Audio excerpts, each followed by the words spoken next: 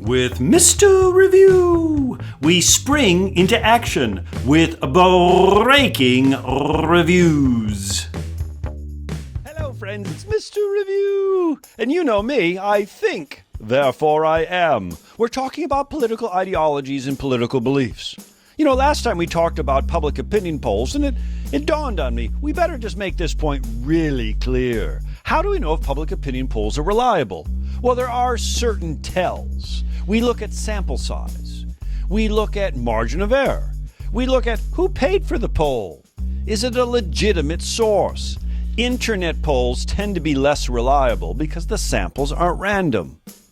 A scientific poll, to be scientific, must go through a number of crucial steps before you and me should say, ooh, that's reliable. 4 to 5 dentists prefer that, toothpaste. Was that reliable? How many dentists did they talk to? What was the question? So reliability or veracity of public opinion data is extremely important because we rely more and more on public opinion poll data. You can't turn on the television or the news without somebody saying, well, according to Americans, or most Americans want this, or less and less Americans want this.